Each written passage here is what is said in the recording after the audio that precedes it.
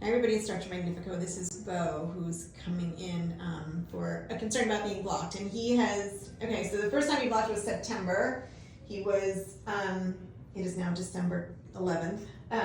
He was diagnosed at an urgent care, sent to an ER, and they said he was in such bad shape that they thought they needed to keep him for longer than 24 hours. So the estimate, okay. So I guess my first point of contention with this whole thing is that everything's based on time instead of what the patient needs.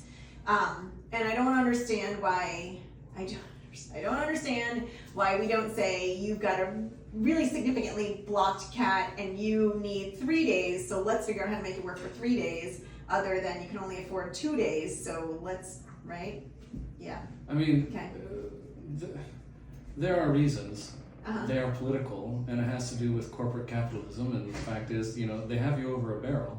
Oh my God. There's no other place you can go to. Yeah.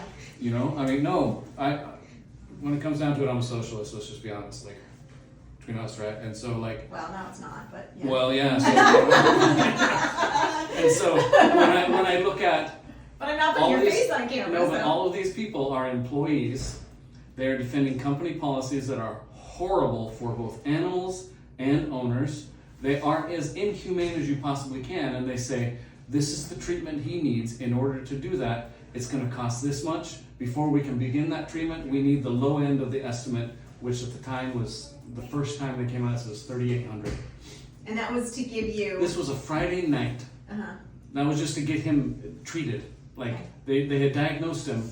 That was just to say, this is, you know, what needs to be done. To start any of that, we need to have, you know, a down payment of So this. there was no kind of, here's what I think he needs, here's what would work for you, right? They explained what he needed as far as what treatment he needed, but there was never, and there was a little bit, they worked in order to like get it down a little bit. They changed the estimate to say like, oh, well, we'll put it for 24 hours, and so... Okay, so the estimate is based, so that is my point of contention, right? The estimate is not based on what your cat needs, and therefore let's figure out what we can, you know, carve, shave, whatever to make that work, which in my opinion is, I don't understand why you need x-rays, I don't understand why you need ultrasound, I don't understand why you need all the blood work. Like if we cut all of that out, maybe we get you 3 days of being unblocked so that your cat won't reblock immediately or go home and need you, you know, to go to another ER shortly after that.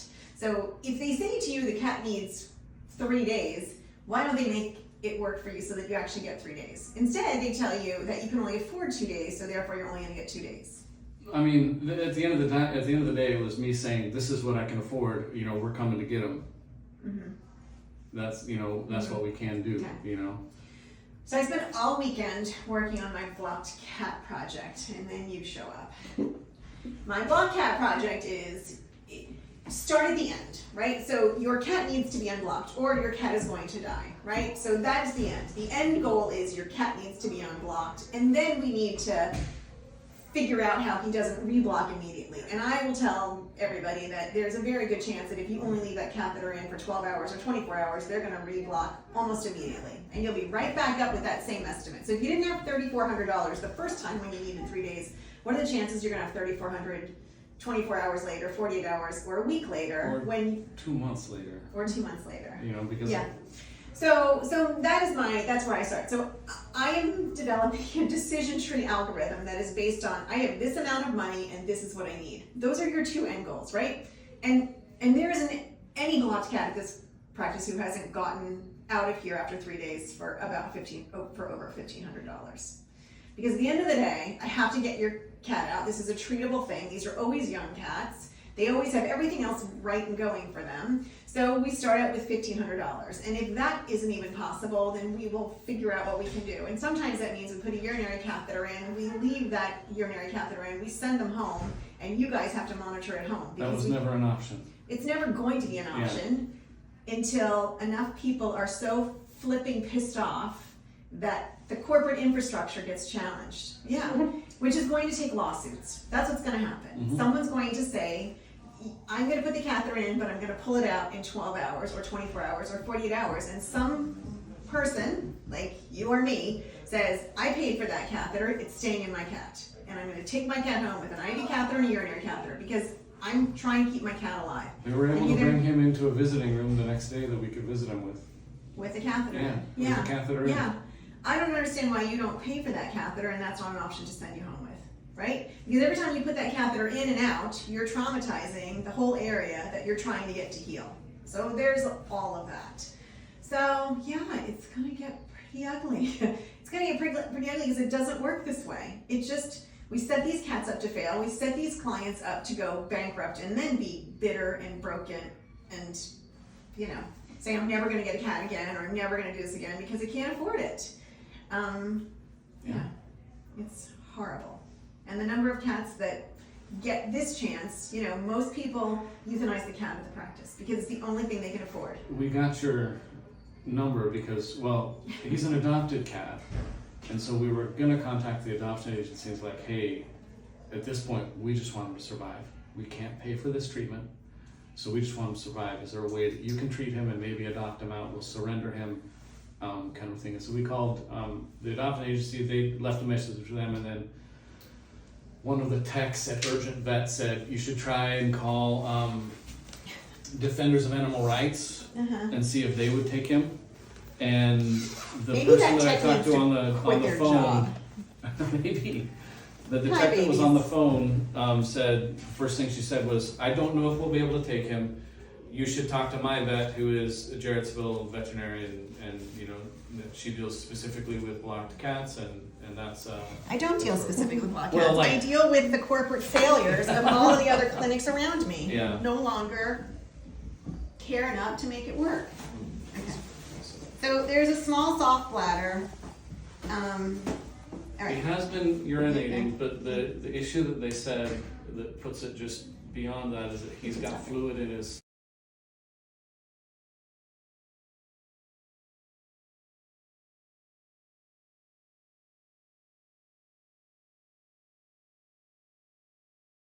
Hi everybody, it's DrMagnifico. This is Beau. Beau was my case for the day.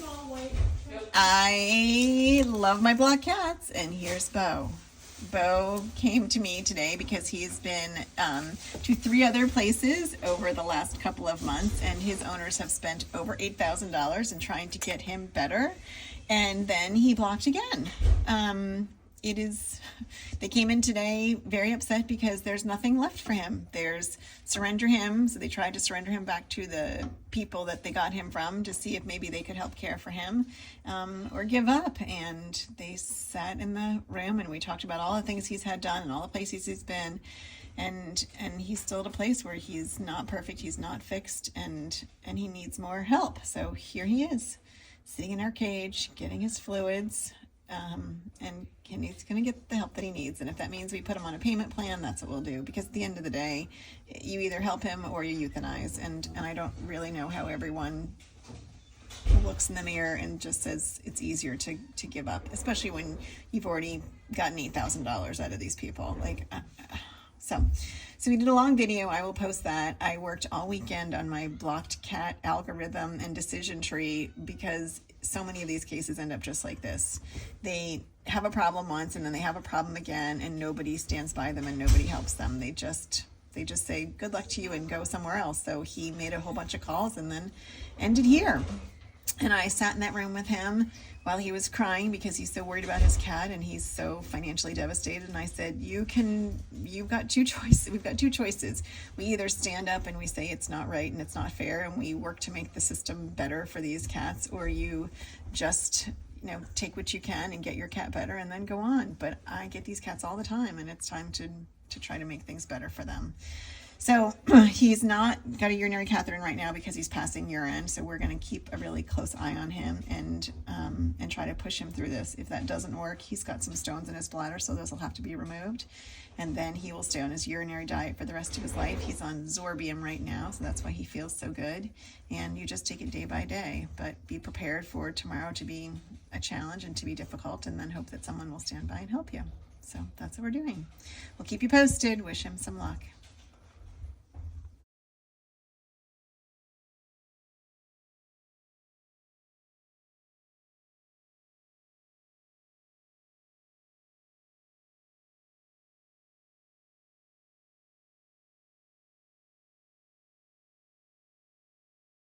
Hi everybody, it's DrMagnifico. It is December 11th. Yesterday I met Beau He had been to multiple other ERs and emergency cares to try to figure out why he was having trouble peeing. Turns out he had multiple stones in his urethra, $8,000, 3 places that he went and no one took an x-ray, which would have made all of this very simple. So he had 3 stones. His stones are in this little jar over here. They were blocking his ability to pee. So these little, spiculated grenades were in his urethra. The only thing I could do for him today was do an emergency PU surgery. So he had an emergency penile urethrostomy. So he no longer has a penis. I had to cut down pretty deep, which I would have had to do anyway for his PU, and then there was this just stockpile of all these crystals and stones. If he hadn't had this done, he would have continued to reblock. They would have probably never passed. I'm really sure they would have never passed because they were completely embedded in the mucosa. And his owners would have spent another $8,000 and still not had a treatment plan that worked. So, sometimes you got to go back to the very basics. Sometimes you taking an x-ray will give you as many answers as you need, and then it could have changed his whole treatment plan and probably their whole budget and probably everything that he needed. So here's to caring enough to just doing it right and then worrying about the money later. And we go from there. So he's waking up and we'll keep you posted.